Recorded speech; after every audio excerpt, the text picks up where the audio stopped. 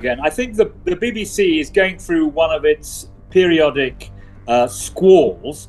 I think it may look like a crisis today. I doubt it will look like a crisis in a month's time. These things have to be kept in perspective, but certainly they are guilty of at least some of the charges which have been laid before them. People trust the BBC around the world to keep its reporting accurate and unbiased, and that was clearly an act of bias, and it feels like a very sort of anti-Trumpian act. So on that particular charge, I think they are guilty, and they certainly need to apologise and explain to the British public why they will ensure that that cannot happen again.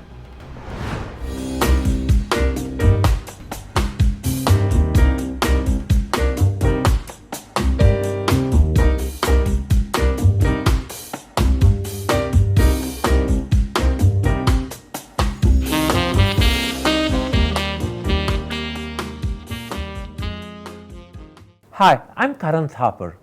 Over the last few years, I hope you've been watching my program, The Interview on the Wire. During that period, I've interviewed doctors, politicians, businessmen, scientists, authors, and even the occasional Nobel laureate. For me, it's been exciting. I hope it's been enjoyable for you. But these, as you know, are tough times, and if this program is going to remain bold, independent, and sometimes even defiant, then I think we need your support. At the end of the day, it's a truism, but editorial independence is best defended by the viewers. So if you would like this program to remain the way it is, forthright, outspoken, and interesting, then would you consider supporting us? All you have to do is to click on the description at the bottom. But more than anything else, I hope you will continue to watch the interview. Your viewership means an awful lot to me.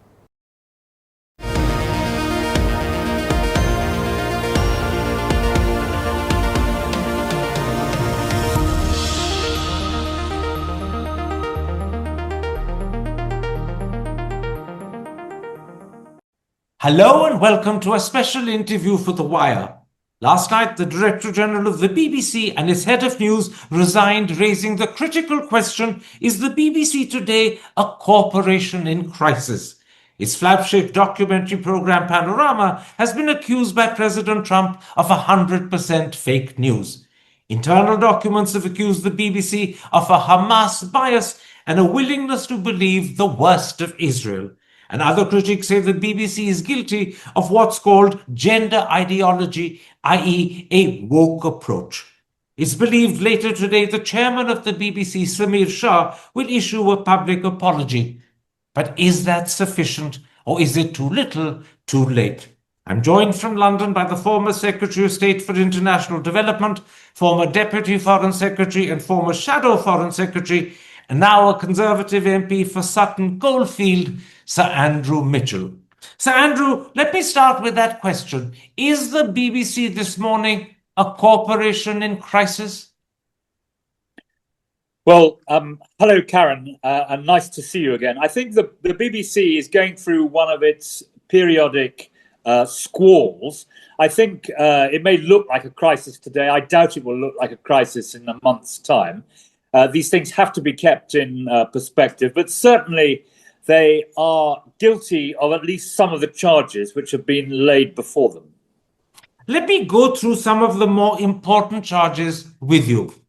How unforgivable, if that's the right adjective, was the editing of the Panorama Trump documentary when they spliced two parts of a speech together which were actually 54 minutes apart?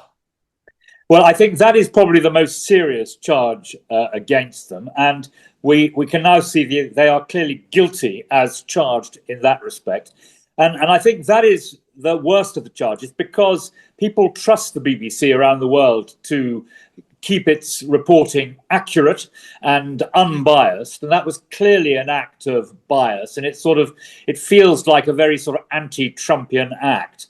So on that particular charge, I think they are guilty, and they certainly need to apologise and explain to the British public why they will ensure that that cannot happen again.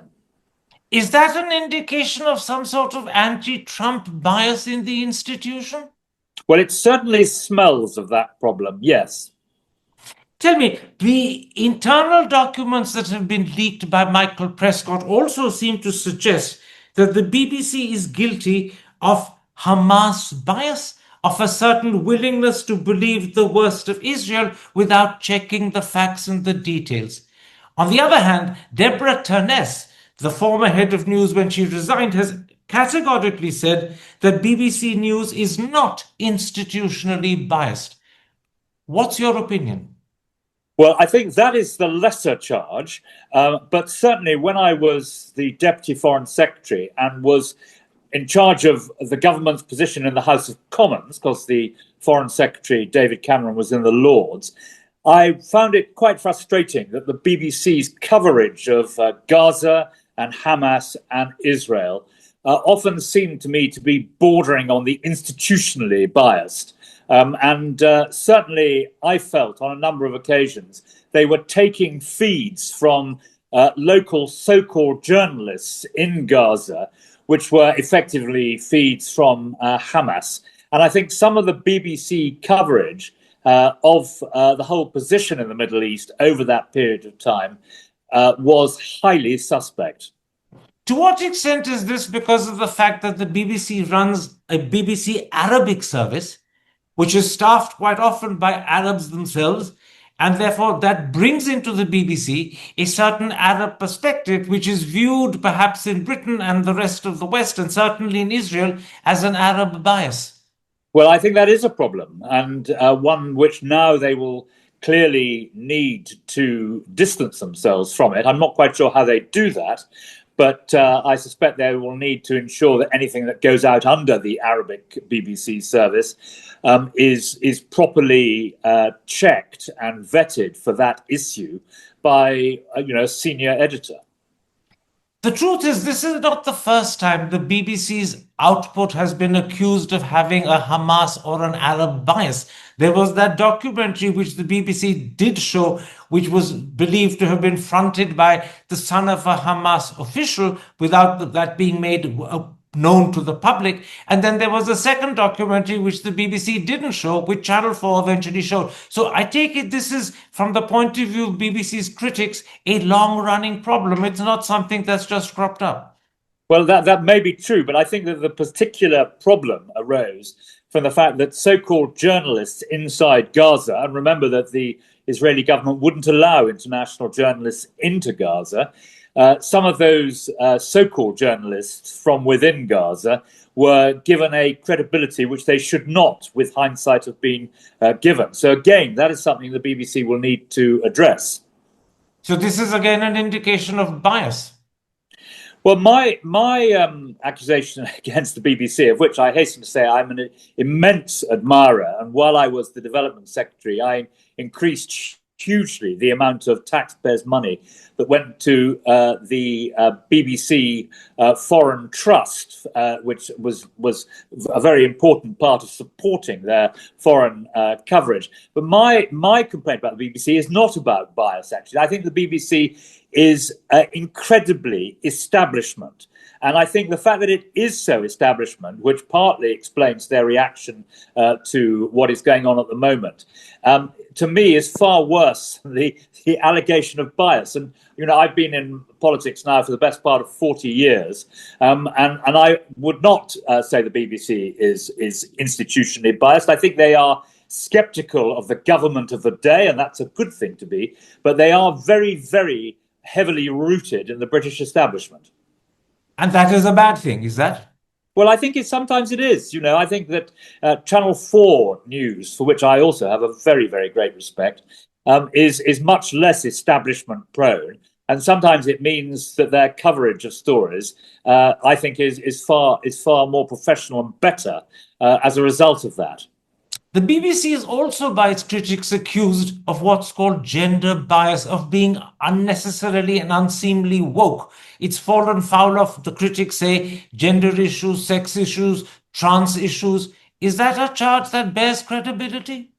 Well, I think it probably is related, not directly perhaps, but related to my suggestion that they are very, very establishment as a broadcasting organisation. And they were going with the trend, if you like, of establishment opinion. But that is, I think, in reverse now. Partly, of course, because of the winds blowing from President Trump and America, and so I think that is moving the other way. But it's certainly something which the BBC editorial board should look at.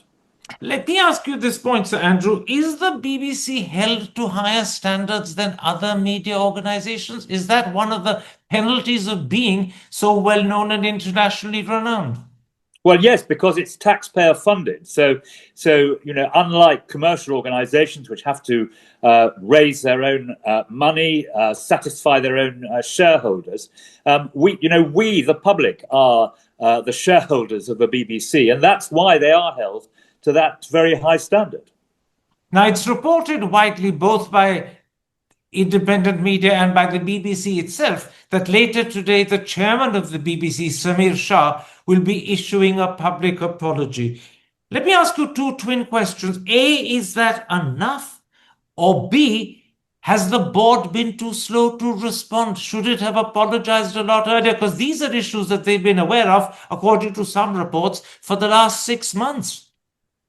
Well, it's a very good question. And of course, the fact that the chairman is issuing an apology, if indeed he does do that, to the Culture, Media and Sports Select Committee in the House of Commons, will enable them to ask precisely that question. And I'm sure that they will, under their extremely experienced and gifted chair. But if the BBC knew a long time ago, they should have made it clear to the public, and they should have brought these issues out, because as we have learnt over many years, total transparency, sunlight is the best disinfectant. They should have brought it out, and they should have explained. And if they sat on it, either because their structures were not satisfactory or out of not knowing really what to do, then it was the wrong decision. And they should have addressed it earlier. But that, as I say, that is one of the things that the Select Committee will be able to raise and question, and give us, the public, the shareholders in the BBC, a proper explanation. When I asked you at the start of this interview if the BBC today was a corporation in crisis, you said that this would blow over in due course. Is it a damaged entity as a result? And will that damage heal itself, or is that damage there to last for a while? No, I think the extent of the damage will depend now on how they address the issues that have led to this. But these squalls, they come and they go. You were asking me whether I think there is permanent damage to the BBC, and I think there is not permanent damage. BBC is an immensely important organisation, not just for us Brits in Britain, but internationally. We know from what is said in countries that are in crisis or that do not serve their citizens as we would wish them to, that the BBC performs an immensely important role overseas as well as here. And they must come through this. They must win back public support in Britain in the areas where they have lost it. And they will do that by being totally transparent about what has happened and making clear how they're going to put it right. There is a certain amount of speculation, and I should point out this is on the BBC World Service itself. Sitting here in India, I'm watching it and viewing it, that maybe members of the board need also to consider resigning. Not just Tim Davie, the former Director General, not just Deborah Turness, the former Head of News, but members of the board, because the board itself has been lackadaisical and slow in responding. Well, that is an allegation, and it must be looked at. I hope the Select Committee will have a view on that. As I said, they are chaired by an immensely experienced woman, and the members of the committee are experienced too. But I think that proper public questioning, which is certainly going to go on now by the media and by senior parliamentarians, will help to flush that out. My last question, the lady you're mentioning, the chairperson of the Select Committee, was on the BBC just about half an hour ago, and she said she was disappointed by the fact that the board had been slow to respond. Yes, well, that's part of the process which I have described, and what she says, particularly after the letter has been seen by her committee and published from the chairman, will be very important in ensuring that these issues are now addressed properly and they leave the BBC in a better position in terms of trust and public support. My last question, how is the BBC today going to face up to the charter which it has to have renewed in 2027? Is this going to be a setback down that process? There's a lot of talk in Britain about reducing the funding for the BBC. There is some talk in trying to make the BBC a private entity altogether. Will that charter renewal now be in question? Well, I hope not. And of course, one would expect that the right decisions will now be made by the BBC to ensure that it is not. And I'm one of those who believe strongly in public broadcasting. I think the reputation of the BBC overall, and particularly overseas, is very strong indeed. And what we need to ensure is that the BBC now sorts this out in a way that everyone finds acceptable, and then they will be in the best position to negotiate the next stage in charter renewal. So if I understand you correctly, Sir Andrew, you don't believe the renewal of the charter is now under question? Well, it is under question today, of course, but I hope that the processes which the BBC now undertake to address the issues which are writ so large this morning will be one that allows the questions of the charter, which of course are very long-term and very strategic, to be addressed in a proper, detailed and sensible way. Let's leave it there, Sir Andrew. Thank you very much for making time for me, particularly, I should add, for the audience at such short notice. Take care, stay safe. Always a pleasure. Hi, I'm Karan Thapar. Over the last few years, I hope you've been watching my program, The Interview on the Wire. During that period, I've interviewed doctors, politicians, businessmen, scientists, authors, and even the occasional Nobel laureate. For me, it's been exciting. I hope it's been enjoyable for you. But these, as you know, are tough times, and if this program is going to remain bold, independent, and sometimes even defiant, then I think we need your support. At the end of the day, it's a truism, but editorial independence is best defended by the viewers. So if you would like this program to remain the way it is, forthright, outspoken, and interesting, then would you consider supporting us? All you have to do is to click on the description at the bottom. But more than anything else, I hope you will continue to watch The Interview. Your viewership means an awful lot to me.